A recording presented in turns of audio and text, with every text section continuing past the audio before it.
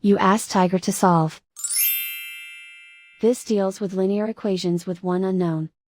The final result is x equals 2. Let's solve it step by step. Group all constants on the right side of the equation. Add 32 to both sides. Simplify the arithmetic.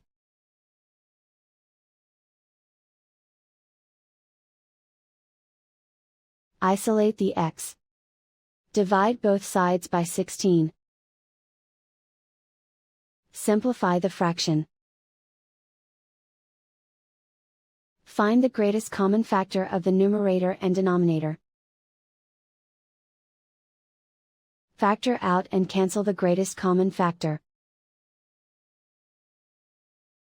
And so the final result is x equals 2.